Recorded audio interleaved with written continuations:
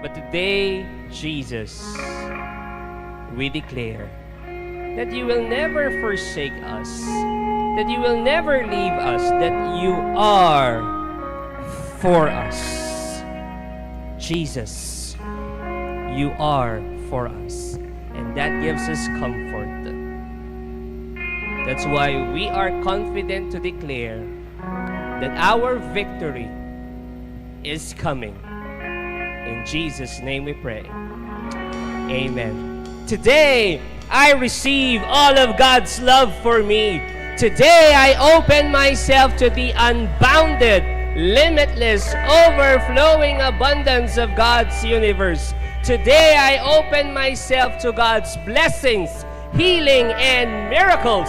Today, I open myself to God's Word so I become more like Jesus every day. Today, I proclaim that I am God's beloved. I am God's servant. I am God's powerful champion. And because I am blessed, I am blessing the world. In Jesus' name, amen and amen. Welcome to Feast Dagupan!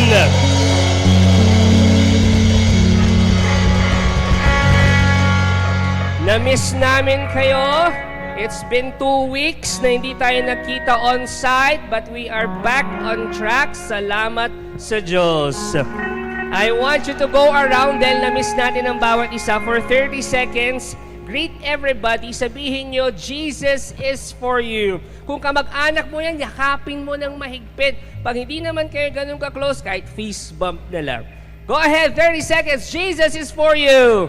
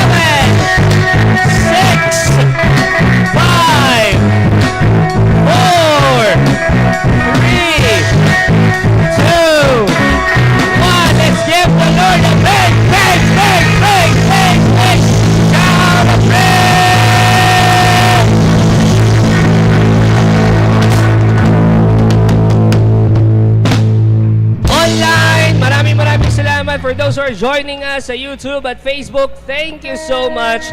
Kindly comment naman dyan, Jesus is for me. I want you to declare that, Brother Bars, medyo makasalanan ako, medyo ang dami kong nagawa mali. Today, I want you to believe that Jesus loves you, that Jesus is for you. Meron po ba mga first-timers sa feast ngayon? Raise your hands! Welcome! Welcome! Welcome to the family! Woo! Grabe. This is now your family. Whether you like it or you will love it. Yun lang ang pagpipilian ninyo. After the feast, kita-kits po tayo dito. May welcome gifts kami sa inyo. And we would like to pray for you. Also, those who are joining us for the first time online, paki-comment naman po, first-timer, hashtag first-timer sa inyong comment section. And our online servants will welcome you. Also, I would like to thank you for your giving. Thank you for your love offering. Kahit virtual kayong nanonood online, still you are giving. Maraming salamat. Because of you, nako-continue natin yung mission natin. And I hope one day, I pray one day makasama namin kayo dito para mas ma-feel nyo how it feels to be part of a community, of a family. Grabe, ibang-iba. Feast Dagupan, are you ready? Friends, this is the Word of God that tells you, I am for you. Yes, you've failed. Yes, you've committed mistakes. You've sinned. But my love for you remains. I am with you. I am for you. Let's honor the Word we sing.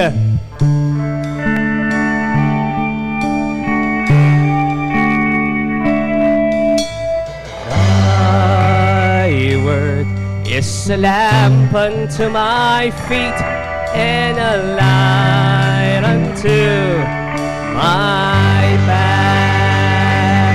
Okay lang ba? Medyo tatayo muna kayo ng konti. Okay lang naman. Okay lang. Today, we are starting a brand new and exciting series. Ang title, The Good Life. Sabihin mo nga sa katabi mo, The Good Life. Yan ang title ng series natin for the next 10 weeks. 10 Sundays, yan ang pag-uusapan natin. We are going on an adventure into the Sermon of the Mount. Yan ang pag-uusapan natin for the next 10 weeks. And ito po ang paniniwala ko na ang Sermon on the Mount is the greatest talk ever told. Yan ang pinakamatinding talk. Yan ang pinakamatinding preaching. Sino nagbigay? The greatest preacher of all time, Jesus. The Sermon on the Mount. That's the greatest talk ever. At yan ang pag-uusapan natin for the next 10 Sundays. That's why I'm excited today na sisimulan natin siyang pag-usapan. Are you excited? Sikuhin mo yung katabi mo, sabihin mo, excited ka ba? If you're excited, shout Amen! Are you ready to learn from the Lord today? Today, in this first talk, our one big powerful message is this: you lack one thing. Pakisabi nga sa katabi mo, you lack one thing. Tignan mo yung katabi mo, may kulang ba dyan? Sabi nung isa, Brother Bars, yung katabi ko may kulang sa kanya. Sabi niya, sino? Si Coco. Kompleto ng buhay niya. Tanong! Do you want to live the good life? City Mall, food court, Mary Mart, lahat na nakakarinig sa akin. I want you to ask yourself, do you want to live a good life? Siyempre, di ba? Kung yes ang sagot mo dyan, we need to listen to Jesus because He talked about the good life. Yan ang sinasabi niya. Yan ang pinag-uusapan na sinishare niya, good life. Saan? Dito sa Sermon on the Mount. Jesus actually preached about the Beatitudes sa Sermon on the Mount. And perhaps most of you are familiar with these Beatitudes. Ilan po ang Beatitudes natin? 8. Yan. Kung 10 po ang sagot nyo, 10 commandments po yung sinasabi nyo. Yung 8 na yon, ira-round down natin yan. Okay? Yung 8 yan. Ito po yung key passage natin for today. This is the introduction of the Sermon of the Mount. Basahin natin ha. Sabi ni Jesus, Matthew 5:3-12. Happy are those who know they are spiritually poor. The kingdom of heaven belongs to them. Happy are those who mourn.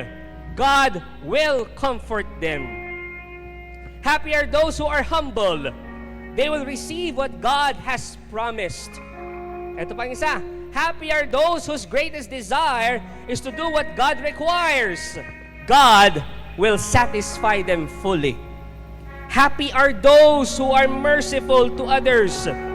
God will be merciful to them. Happy are the pure in heart. They will see God. Happy are those who work for peace. God will call them His children. Happy are those who are persecuted because they do what God requires. The kingdom of heaven belongs to them. Happy are you when people insult you and persecute you and tell all kinds of evil lies against you because you are my followers. Be happy and glad, for a great reward is kept for you in heaven. This is how the prophets who lived before you were persecuted. We pray, Jesus, today we open our hearts to your word, to your message. Speak to us as you share with us your message there in the Sermon on the Mount up to here sa City Mall. We want to be blessed, Jesus. That's why today we open our hearts and minds for your word, for your message. Because we believe this can change our life for the better. We need your word, Jesus. In Jesus' name we pray. Amen. Sing to the word.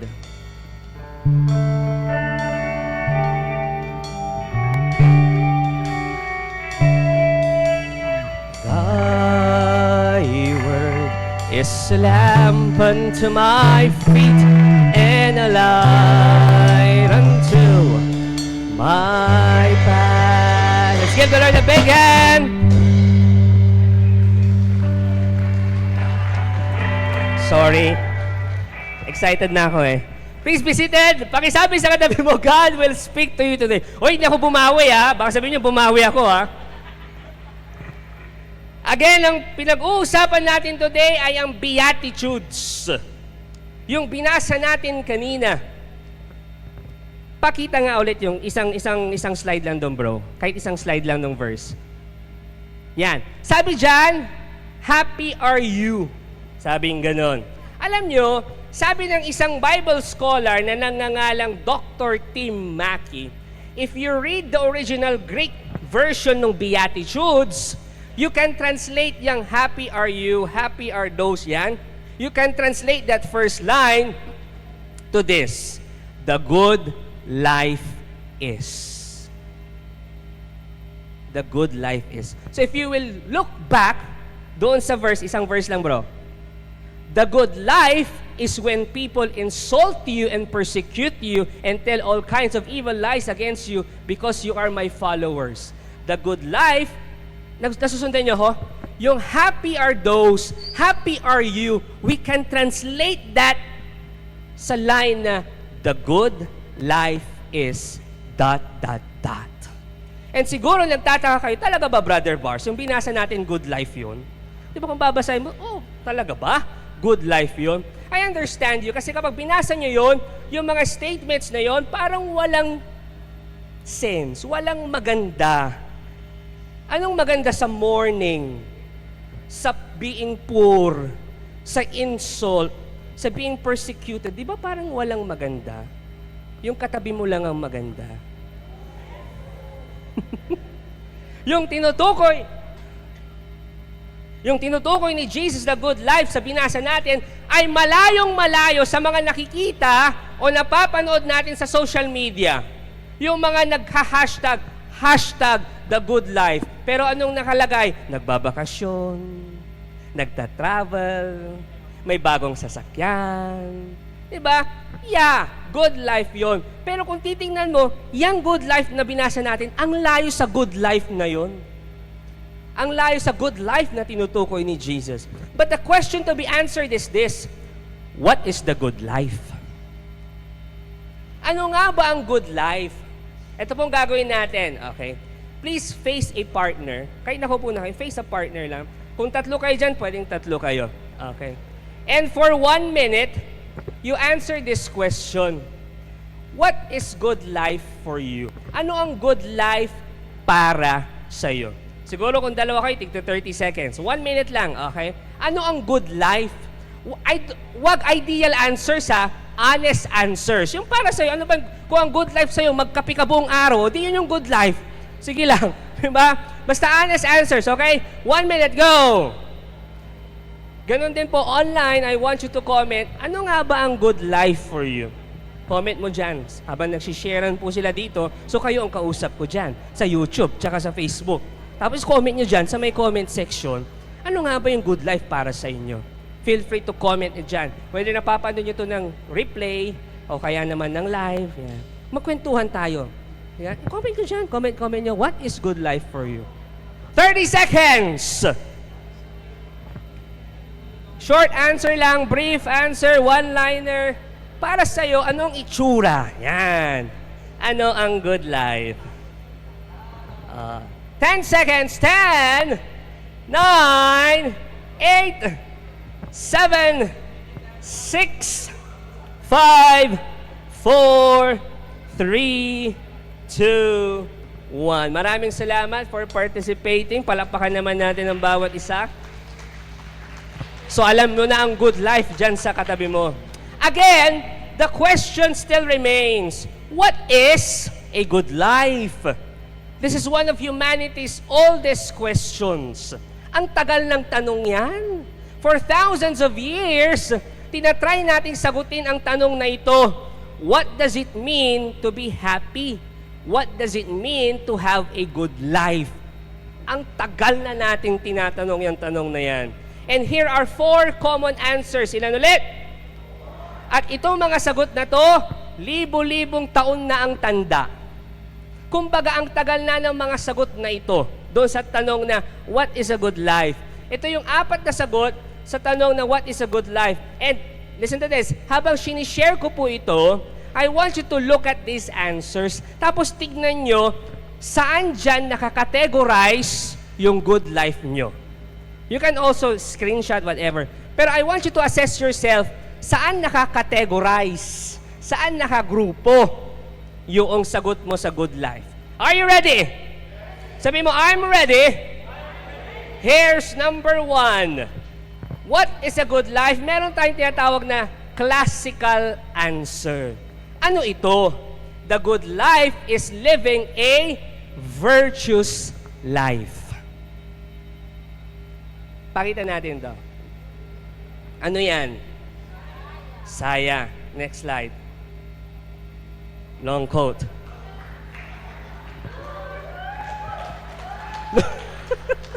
Iniisip pa okay. Alam nyo, nung nagkwentuhan kami ni Aristotle, nagkape kami niyan eh. Sa 92-94, Buluan Branch. Sabi ni Aristotle, happiness is not a feeling. Sabi niya, pakita natin. Happiness is not a feeling. It's a way of being. It comes from cultivating virtue and living in accordance with our highest human capacity. Yan ang sabi ni Aristotle. Para kay Aristotle, yung good life daw is living a virtuous life. Dapat meron kang values, meron kang virtues. Kasi for him, the good life is being the best as you could be as human beings. It's all about excellence, integrity, kindness, selflessness. It's all about doing the good things. Yun daw yung good life. Okay? Hindi ka lang dapat mabait. Dapat mabuting tao ka. Magkaiba po ang mabait sa mabuti. Ang English ng mabait ay nice. Ang English naman ng mabuti ay good. You can be nice, mabait. Kapag sinabi mo kasing mabait, hindi yan gumaganti, hindi yan pumapalag, alam mo yon, parang okay lang, mabait eh, hindi gumaganti, hindi pumapalag. Oo lang yan ng oo, it's nice to be nice. Pero minsan, you are nice with other people, but deep inside, parang gusto mo siyang gantihan. Parang gusto mo siyang bawian. Naggagalaiti ka sa galit. Passive-aggressive. But for Aristotle, hindi pwedeng nice ka lang. You need to be good. Dapat maging mabuti ka. And I agree with him.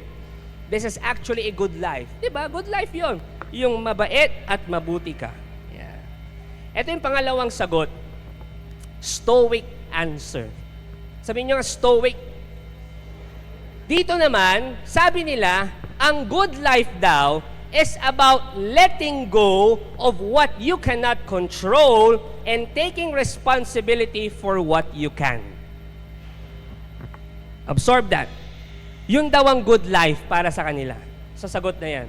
Sabi ng isang philosopher, si Epictetus, sabi ni Epictetus, it's not what happens to you, but how you react to it that matters. Anong ibig sabihin yan? Na maraming magaganda at maraming pangit na nangyayari sa buhay mo, pero we don't play a victim's mindset. Ibig sabihin, hindi natin hahayaan na masira yung araw natin, hindi natin hahayaang masira yung buhay natin just because life circumstances doesn't go our way. That's a good life. Diyan sa Stoic answer. Nasusundan niyo ako? Yes, merong problema, merong sadness, merong hardships, merong sufferings, merong sickness, but we don't have to be a victim or slaves of our circumstances. Ang problema kasi ganito, Maraming tao ang ganito, nakadepende yung mood nila, nakadepende yung kasiyahan nila, yung araw nila, nakadepende sa nangyayari sa sitwasyon nila. Parang ganito, umaraw, taas-taas ng araw, tapos bad trip, ayokong lumabas, ang init. Pagpapawisin ako, pawisin pa naman ako. Magbabaskil ako, alam mo yung baskil? Magbabaskil ako. Narinig ni Lord. Kinabukasan, umulan. Bad trip na naman. Umulan. Babahain na naman ang dagupan. Hindi na naman ako makakalabas. Narinig ni Lord yun. Anong ginawa niya? Umaaraw tapos umuulan. Tapos anong sasabihin mo? Bad trip. May kinakasal na? Iba-ibang version na may kapre, may tikbalang. Pero di ba sinabi nyo rin yun? Di ba? Reklamo pa rin. But you see, rain or shine, the Stoic answer says, continue to show up. Kahit anong mangyari. Yun ang good life daw para sa kanya. Because we believe in this. If God is with me, we'll make a beautiful day. Yan ang paniniwala ng Stoic. Okay? This is Stoicism. Hindi ka mataas, hindi ka mababa, you are indifferent to the circumstances of life. Wala kang pakialam kung anong mangyayari dyan. You will always show up, whether mainit, baha, you will always show up. Kahit na anong mangyari, life goes on. And actually, I agree with this. This is also a good way to live our lives. Diba? Yung hindi ka magpapa-apekto sa problema mo. That's also a good life. Here's the third answer sa tanong na, what is a good life? The hedonistic answer. Sabihin nyo, hedonistic. Pakita natin yung next picture. Sabi dyan, no pain, no gain. The hedonistic answer is this. Hedonism, that the good life is seeking pleasure and avoiding pain. Pain. Avoiding pain. Yan ang hedonistic answer. Yung daw ang good life, seeking pleasure, tapos umiiwas ka sa sakit, sa pain. Good life daw yon. Alright? Kapag naririnig natin ang salitang hedonism, most of the times, ang unang pumapasok sa atin ay sex, alcohol, drugs, puro sarap lang. But actually, hedonism can be anything that gives you pleasure. Anything na nagbibigay sa'yo ng pleasure. Pwedeng ikaw, seeking the latest gadget o kaya getting the latest trend ng sapatos, sneakers o damit, yun yung nagbibigay sa'yo ng pleasure, hedonism yun. Okay? Ano pa? It could be seeking to travel the whole world. That gives you pleasure eh. Hedonism yun. Why? You want to travel the whole world. Why? Because nothing beats a jet to holiday. But it could, pwede rin naman na simple lang na simple pleasures of life. Magkape ka. For you, that gives pleasure sa'yo. Hedonism na rin yun. And something that gives you pleasure, good life daw yun. That's a good life. Sabi ng isang hedonistic philosopher na si Epicurus, sabi niya, para sa kanya, the highest pleasures come not from indulgence, but from simple living, friendship, and philosophical reflection. May taong mga ganyan, ang babaw lang ng kaligayahan nila. Tingnan mo yung katabi mo kung mababaw ang kaligayahan niya. O yung nakita ka niya, ngumiti na, mababaw talagang kaligayahan niya. Diba? Simple pleasures, yung nakakapag-reflect ka, ano pa? Yung chill ka lang, ang sarap ng ganyan, ano? Chill ka lang, diba? Simple lang, pero seeking pleasure pa rin. Kasi that for you is pleasure. But of course, may mga ilang hedonistic rin na hindi sila sa simple pleasures in life. Ang gusto nila, indulgence. Ano sa Tagalog ang indulge? Magpakasasa. Ang gusto nila, kalabisan. Ang mantra nila ito, eat, drink, and be merry, for tomorrow we die. Ang mantra nila, i-experience mo na ngayon. Paano kung bukas mamamatay ka na? Gawin mo na ngayon. Yun ang mantra nila, hedonistic answer. And that for them is a good life. Diba? At least, Kung mamatay ka bukas, na-experience mo na ngayon. Yun ang mantra nila.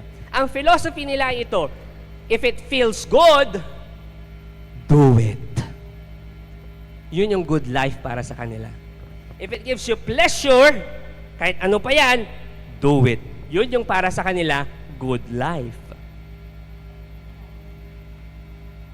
Kasi daw, life is so short. Tapos ito ang kondisyon nila. Minsan gina-justify pa nila yan eh. Basta wala kang sinasaktan o tinatapakang ibang tao, gawin mo lang. Pero parang may mali. Kasi what if wala kang nasasaktang iba, but what if it hurts your highest self? Masarap nga, but it's not making you grow. Masarap nga, but it's not making you a better person. Sa tingin nyo, good life pa rin ba yun? Kasi yung iba, yan ang definition nila ng good life. Puro pasarap. Good life daw yun.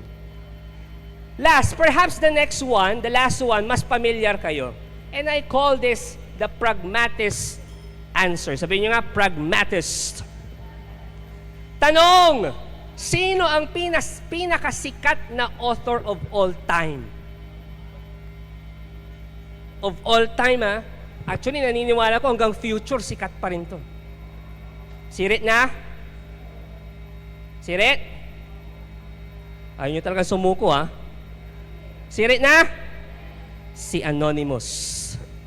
Sabi ni Anonymous, our aim in life, next slide, should be 987654321 Ibig sabihin, ang aim daw natin sa buhay, 9 glasses of drinking water, 8 hours of good sleep, 7 wonders of the world tour with family, 6-digit salary, 5 working days a week, 4-wheel vehicle, 3-bedroom house, 2 cute children, 1 sweetheart, and 0 tension.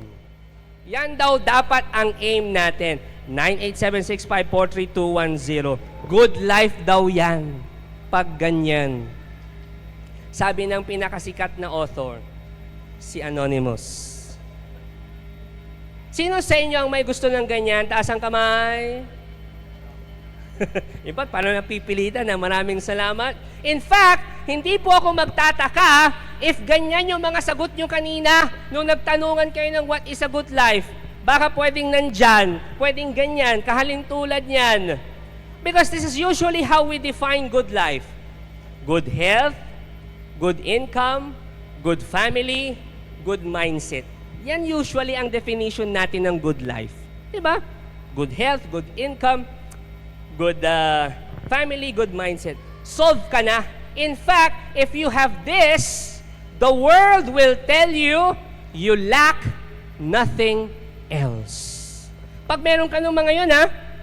Ang sasabihin sa'yo ng mundo, wala nang kulang sa'yo. You lack nothing else. Daniel Padilla ka na. Nasiyo ni Englihit. Kasi kompleto ka na. Brother Bars, okay na ako basta malusog ako, basta may income ako, okay kami ng pamilya ko, maayos din ang mindset ko, okay na ako, goods na yon, good life na yon. Agree kayo doon? You lack nothing else. Pero alam nyo, si Jesus, may ibang definition ng good life. Yung mga napag-uusapan natin, yan ang definition ng good life ng mundo. But Jesus has a different definition of good life. One day, sabihin nyo one day, Jesus met a young man. Mababasa natin to sa Gospel of Mark. A young man who had everything. Sobrang yaman, pogi tulad ko. At hindi lang siya mayaman, he also lived a virtuous life. Mabait, mabuti siya. Sinusunod niya yung 10 Commandments. Diba? Nasa kanya na lahat. Sobrang buti niya. In the eyes of the world, he was living a good life. Sa mata ng mundo, good life yun, good life. Pero nung lumapit siya kay Jesus, sabi niya sa kanya, anong sabi ni Jesus sa kanya? You lack one thing.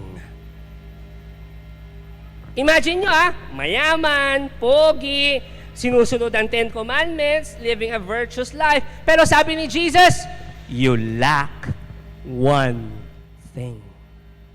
Ano kaya yung one thing na yon? Ano kaya yung kulang? Eto na, sabihin nyo, eto na. Balikan natin yung 8 Beatitudes. And let's go back to how Jesus presented 8 pictures of a good life according to Him. Ito yung 8 pictures of a good life para kay Jesus. Okay? Are you ready? Pwede nyo pong picturean ha. Then if ever po na medyo mabilis yung pag-explain namin, kasi bibilisan talaga namin, mamaya po sa replay, balikan nyo na lang para mas ma-absorb ninyo. Okay? Tapos picturean nyo lang kung gusto yung picturean. Okay? You can always go back sa FB page o YouTube natin. The first 5 will be shared by my co-preacher. And the last 3, ako naman po ang mag-share. Are you ready? Let's do this. I want you to open your hearts so that you can receive God's message for you today on how to have a good life.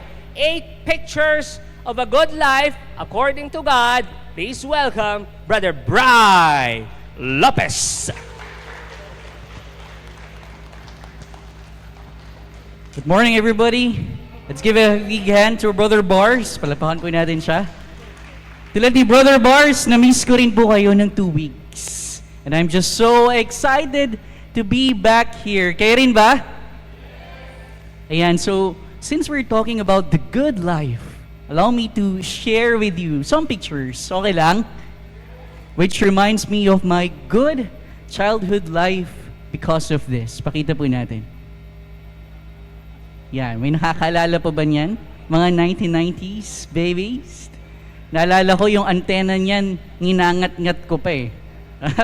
Yan yung walkie-talkie nung time na yan. Nung nag-high school ako hanggang college, patunay din naman na nagkaroon ako ng good life. Pakita po natin. Ang himbing ng puyat ko kagabi. At ngayon nag-adulthood na ako. Grabe. Ganito na pala yung ibig sabihin nila kapag sinabing, ayusin mo naman yung financial status mo.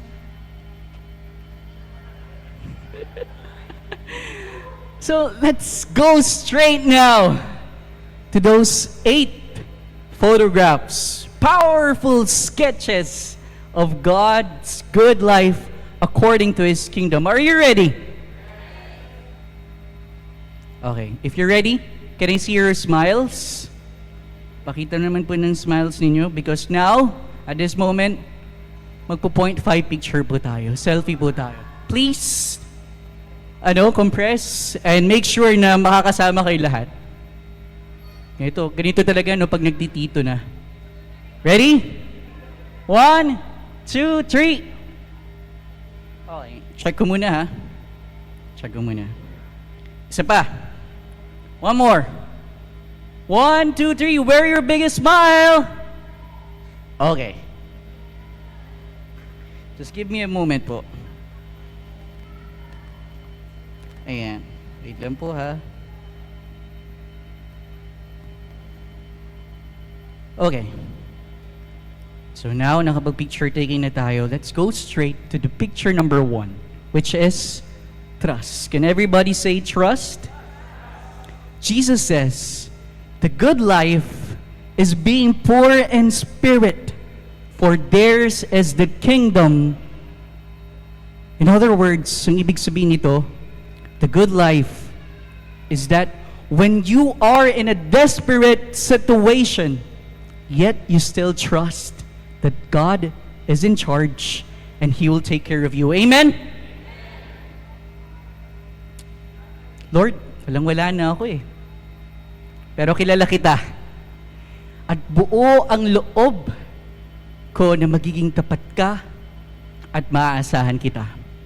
And you know, the Lord's promise, alam niyo kung ano yun? He saves those who are crushed in spirit, especially those who are brokenhearted o yung mga nawawalan ng pag-asa. Amen? Kaibigan, pakisabi sa iyong katabi, yours is the kingdom of God. Jesus, picture number 2 naman, morning. Good morning! De joke lang. Jesus says, the good life is mourning and receiving comfort.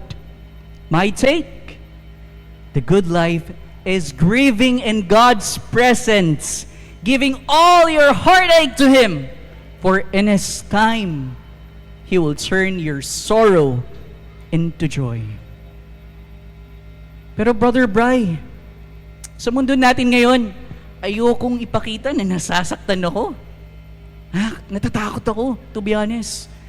Kaibigan, in the loving presence and embracing arms of our God, may lugar ang bawat luha mo. Bawat sakit at bawat bighati. Ang pag-iyak at pagdadalamhati ay hindi isang kahinaan, pero ito isang patunay na isang pananampalataya. It becomes sacred when done with God.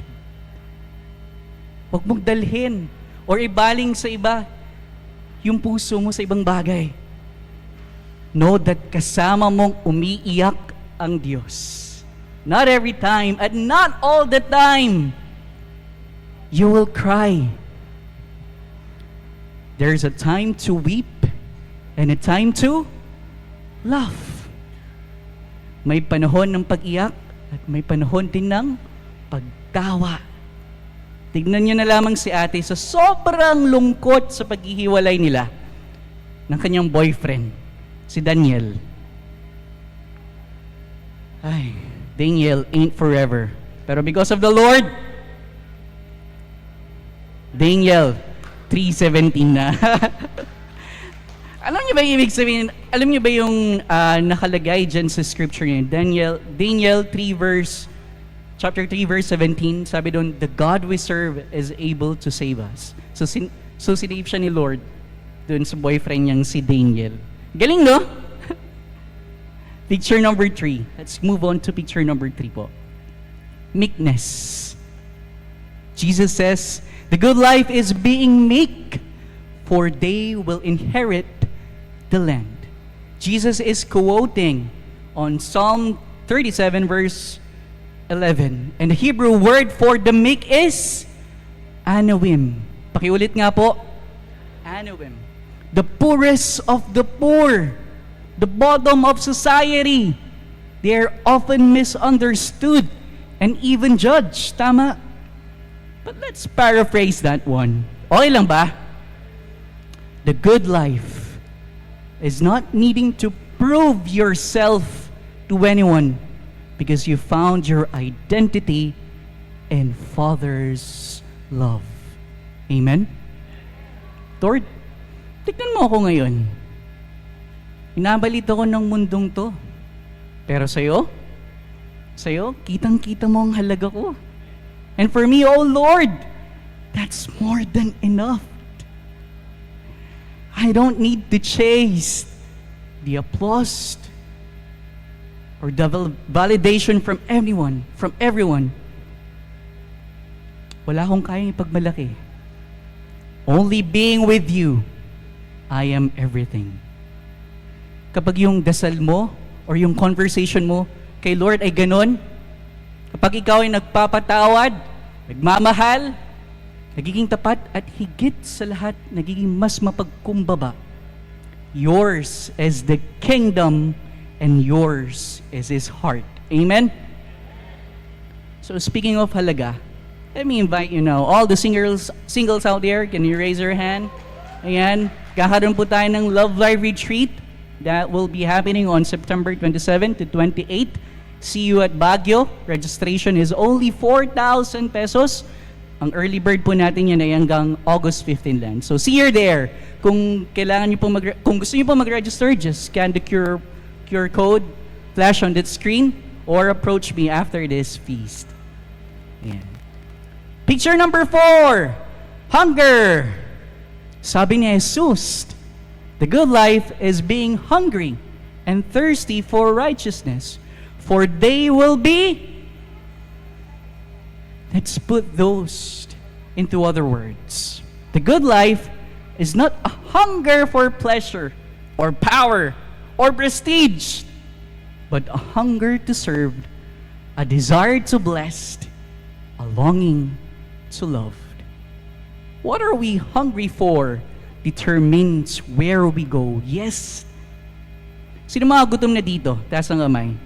Gutom na. Anong klaseng gutom ang meron kayo? Ito ba'y gutom na para sa sarili? O gutom para sa kalooban ng Diyos? O baka naman busog na busog ka na sa hindi magandang bagay? Naniniwala ko, and I hope you will agree with me on this, my dear Feast Dagupan family, na bago ka busugin ng Diyos ng siksik, liglig, at nag-uumapaw, kailangan mo munang mabakante sa mga bagay na hindi galing sa Kanya. Amen? May space ba ang puso mo para sa kagustuhan ng Diyos? Hindi nakikipag-agawan si Lord ng space sa buhay mo. Pumapasok siya sa pusong tumatanggap at gutom na manahan sa kanyang presensya. Picture number 5, mercy. Can everybody repeat that? Good life is being merciful, for they will be shown mercy, as what Jesus said. May nakakaalala pa ba sa inyo ng nobela ni sinulat ni Dr. Jose Rizal, yung Il Fili? Isa rin ba kayo sa mga na-stress ng malala? Grrr. Nami ang grrr. Kasi very deep talaga yung Tagalog niya, no? Kapag babasahin mo or susubukan mong intindihin. Halimbawa, napakatamis ng tubig at naiinom.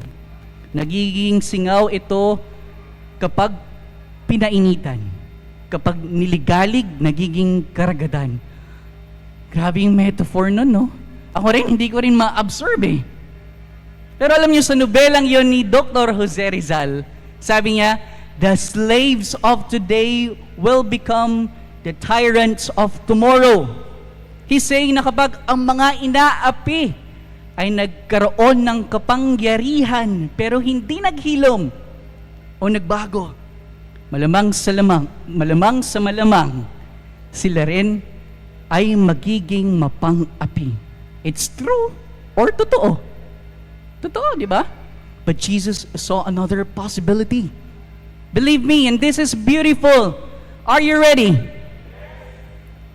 Here's how I will rephrase that one or phrase that one. The good life is when the Anawim. Remember what we said earlier about the Anawim? The poorest of the poor. Mas mahirap pa sa mas mahirap.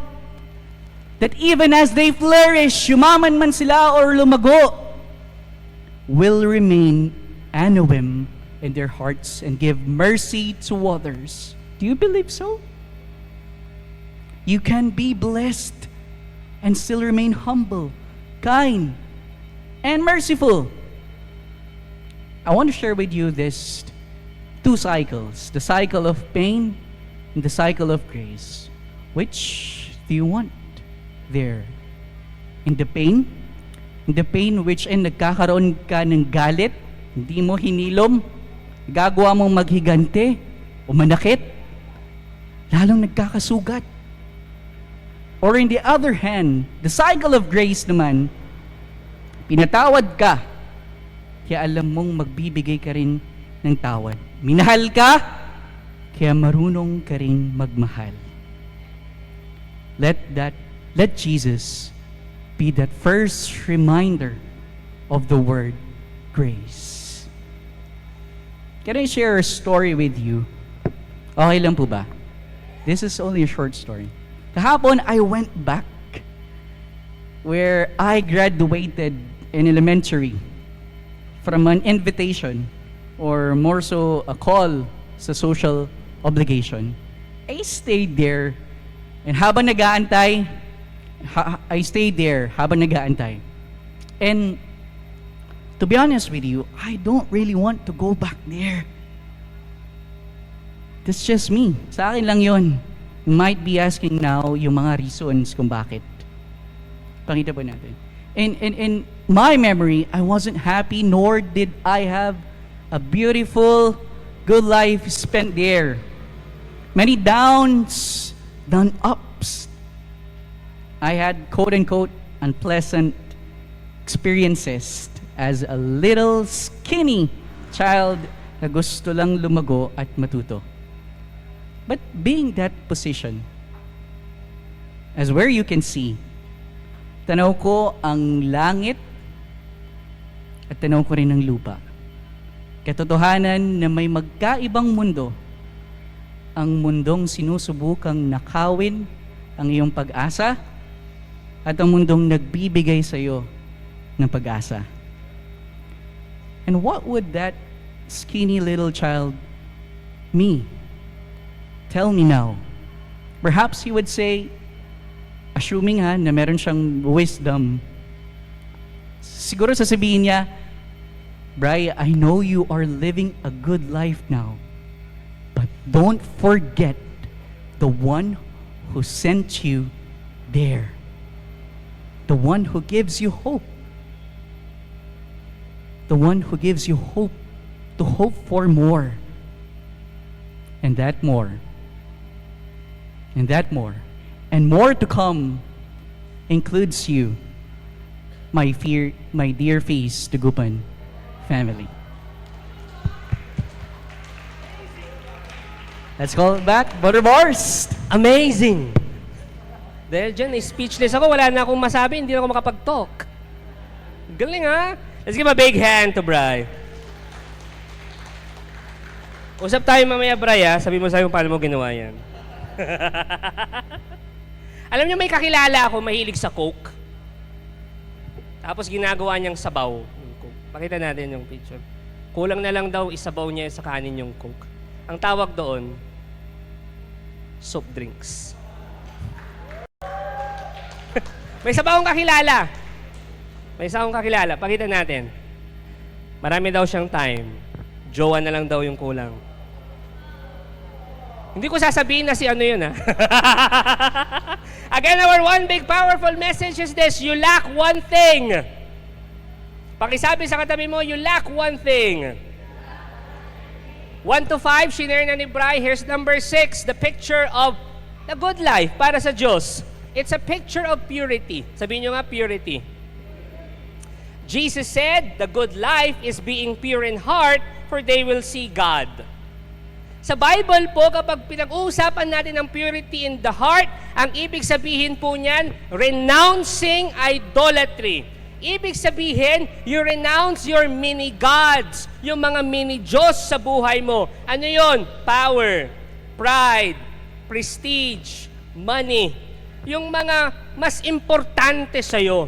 Kasi kapag ang puso natin ay empty of those idols, empty of those mini-gods, then mas makikita natin ang Diyos sa puso at buhay natin. Pansin mo kung puro pera na lang ang iniisip mo, negosyo, trabaho, hindi mo na nakikita ang Diyos. Paano ko nasabi? Hindi ka na nagsisimba. Am I making sense? Pag pure in heart, yun ang pinag-uusapan natin.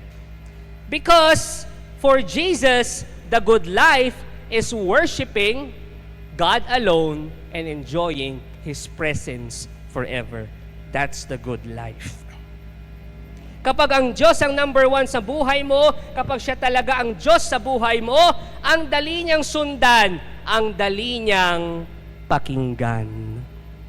Here's number 7, picture of God's good life. It's a picture of peace. Sabihin niyo nga, peace.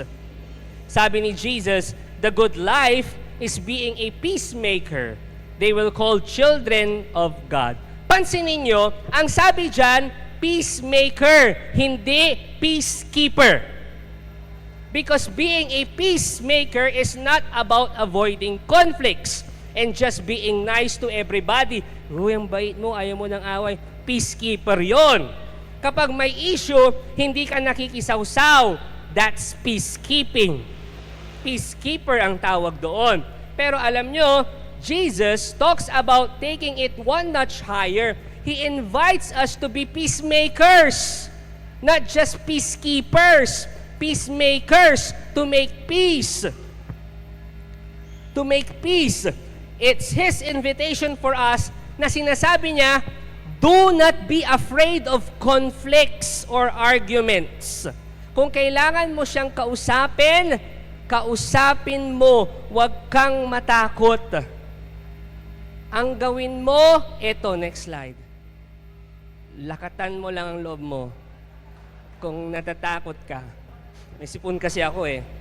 Marami kasing tao, takot sila sa conflicts at arguments. Huwag na lang. Okay na kami ng ganito. Peacekeeper yon.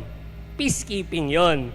Pero actually, kapag hindi ka nagsasalita, walang nasusolve.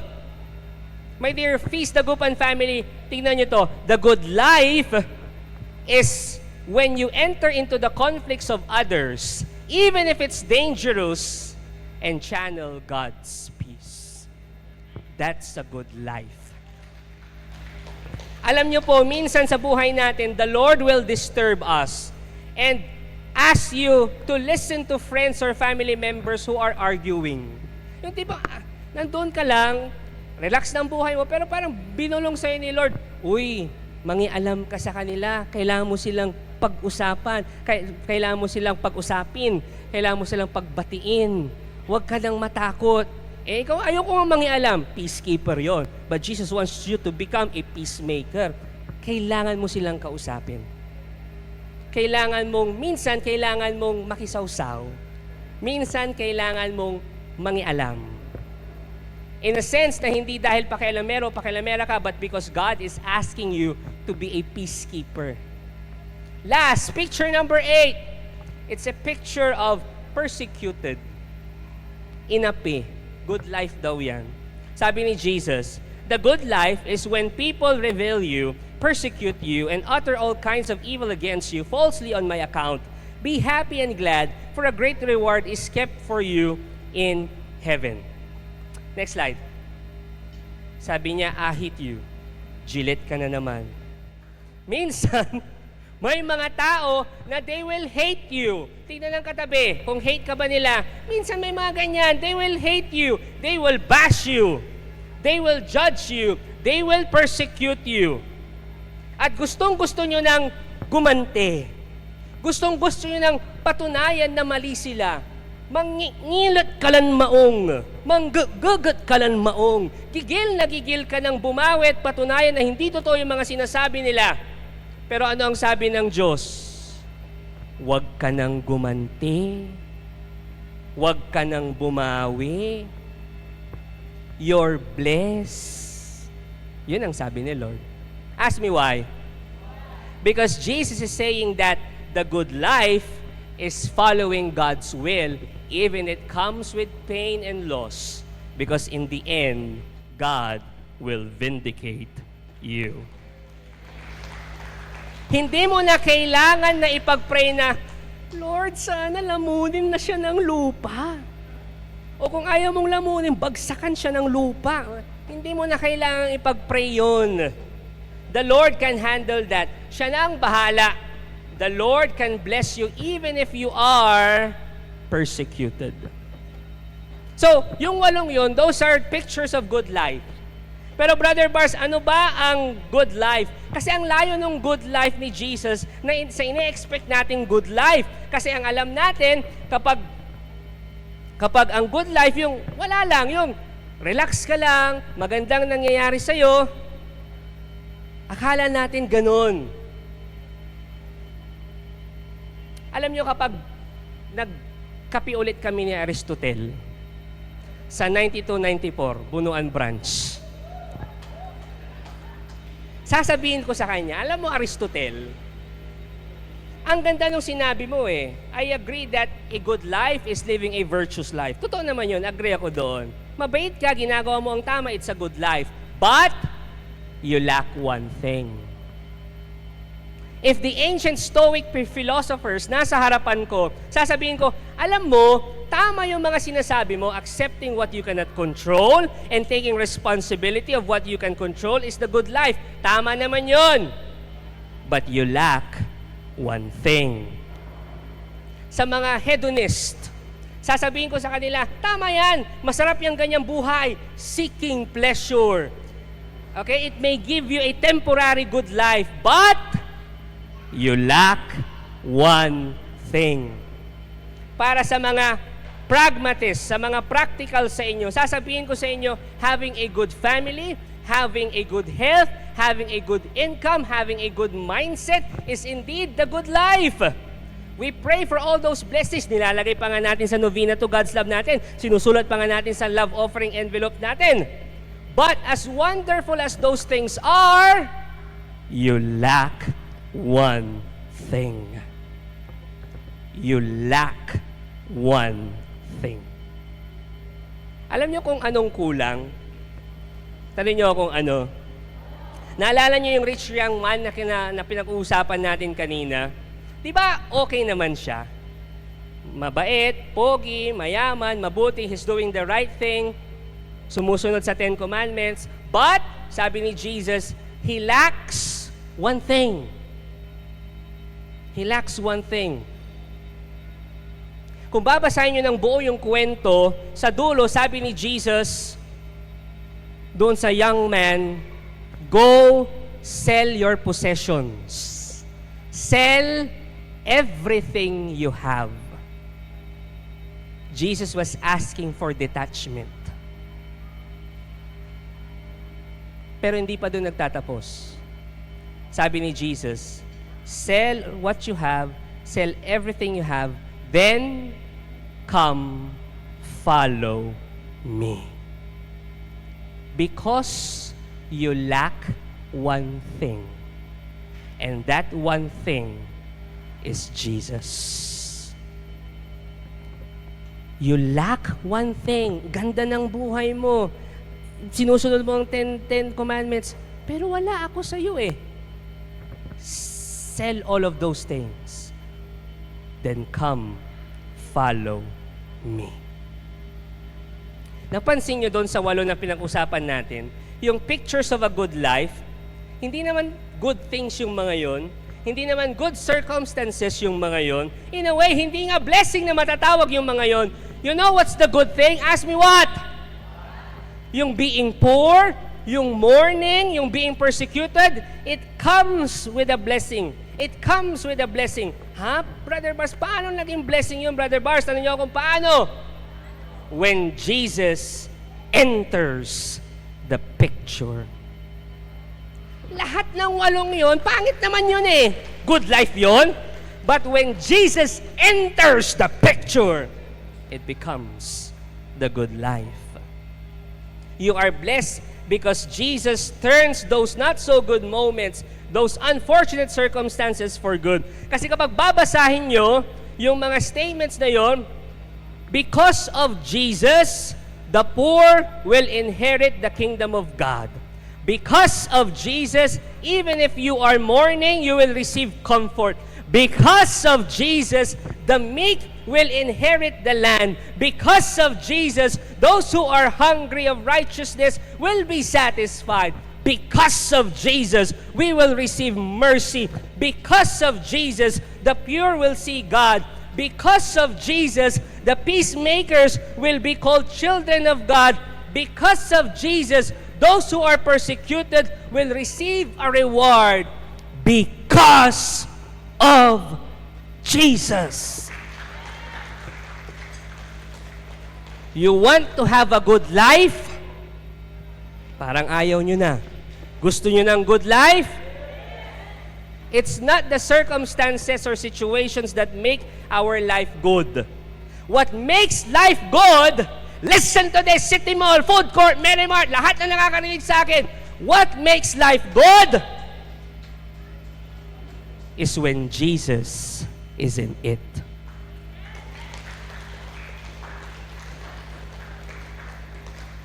Because Jesus is the good life. But let me go deeper. Parang ang basic ng sinabi ko. Medyo konting overtime lang tayo. Sorry for this. Ang dali nating makalimutan yun eh. Pero alam nyo kung ano ang mas interesting doon sa Sermon on the Mount? Tanong nyo kung ano? Yung mga kausap ni Jesus. Yung mga audience niya. Tanong nyo kung sino? When Jesus was preaching in the Sermon of the Mount, ang kausap niya, ang mga taong kinalimutan na ng lipunan. Ang mga kausap niya, farmers, fisherfolk, women and children, tax collectors, and the worst public sinners. Kausap rin niya ang mga may sakit, ang mga may hirap. In Hebrew, nasabi na ni Bray kanina, ang tawag sa kanila, Anawim. Sabihin nyo nga, Anawim. Ano yung Anawim? Tingnan nyo to muna. Next slide. Oo, poor lang ako. Just for you. Ano ang Anawim? These are the poor, lowly, the outcasts, the marginalized, the rejects of the society during Jesus' time. Di ba ang amazing? Jesus was not talking to just ordinary Jews. He was talking to the nobodies. Yung mga walang-wala, hindi napapansin ng lipunan. At yun ang pinakamagandang talk niya, preaching niya. Jesus was not talking to ordinary people. He was talking to the nobodies, yung mga tao na sa mata ng mundo, wala nang kwenta. Wala nang value. And perhaps, itong mga taong ito, ang bababa ng tingin nila sa sarili nila, feeling nila, walang mangyayaring maganda sa buhay nila. Perhaps they lost all the hope na meron sila. Siguro ang tingin nila sa sarili nila, worthless na. Yung tipong, they are thinking, ito na lang ba ang buhay? Pain, suffering, repeat. Pain, suffering, repeat. Yun na lang ba ang buhay? Yan yung mga Anawim nung, na-imagine nyo, nung kinakausap sila kung anong sitwasyon nila, nung kinakausap sila ni Jesus. But one day, Jesus came, talking to them, preaching to them, speaking to them mightily with authority, at sinasabi sa kanila that even though they are nobodies, they can still live a good life. They can still live a good life. Perhaps some of you here are like Anawims. Maybe you are poor, especially in spirit. Maybe you are broken. Maybe some of you are mourning. Baka yung iba sa inyo may sakit. Yung iba persecuted, or maybe at this point, you feel your life is hopeless. Kasi kapag titingnan mo yung nangyayari sa buhay mo, parang puro kamalasan na lang. Ang pangit ng nangyayari sa buhay mo. Yung iba sa inyo dito siguro ay Anawim dahil you feel alone. Parang wala ka ng kakampi. O kaya ramdam mo na wala ka ng kwenta. Today, Jesus wants you to know you are not alone. There is hope. Jesus is here. Hindi ka niya iiwan. He sees your pain. He sees your sufferings. He sees your tears. Hindi aksidenteng nandito ka. Nakikita ka ng Diyos. But more importantly, Jesus is right by your side, weeping with you. Paano ko alam? Tanong niyo kung paano. Si Jesus, Anawim din. He suffered the worst so that He can relate with you. Pakinggan nyo mabuti ito, Feast Dagupan family, huwag niyong palagpasin to. You may have lost everything, but let me tell you this, you haven't lost Jesus. You may have lost everything sa buhay mo, but you haven't lost Jesus. Baka siya lang ang kailangan mo. He is with you every step of the way. Before we come into worship, I want you to listen to this song. Perhaps this song is familiar sa inyo. But I want you to listen to this song in a different way. That Jesus is singing this song for you. OOT lang tayo ng konti, and thank you for your patience. But I want you to make this an encounter with Jesus, speaking to you, singing this song to you. Namnamin mo yung bawat lyrics ng kantang ito. The song, the lyrics is there in the TV.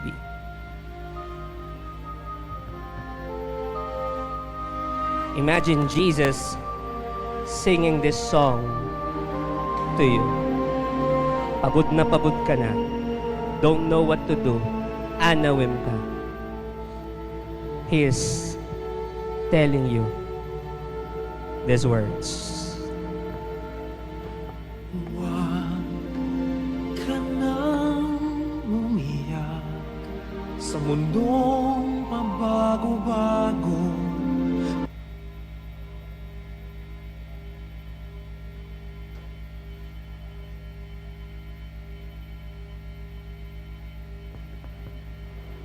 Okay, may technical lang. But Jesus simply tells you, He is with you. Pag-ibig Kung wala ka ng maintindihan, kung wala ka ng makapitan, kumapit ka sa akin. Lumapit ka sa akin, kumapit ka sa akin.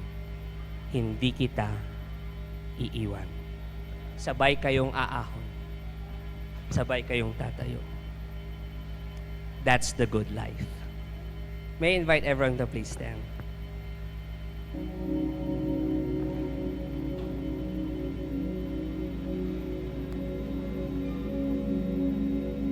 And I want to lead you into a prayer of surrender. I want you to close your eyes. Huwag niyong pakialaman yung mga nakapaligid sa inyo and just have that moment with Jesus. Feel your heartbeat. And you pray this prayer. Please follow after me. This is a prayer of surrender. We say, Jesus, I am an Anawim in one or the other. Whether my circumstances are good, my life will never be good if I don't have you. Because a good life is not the presence of good things. A good life is not the absence of problems. It's not about what I have or I don't have. It's not what I do or don't do. A good life is all about who's with me. And Jesus, thank you for being with me. Today, I surrender to you my messy, imperfect, broken life. Because that broken life can be good, can be a good life, as long as you are in it. That's why I declare it today. In Jesus' name we pray. In Jesus' name we pray. I know you can do louder than that.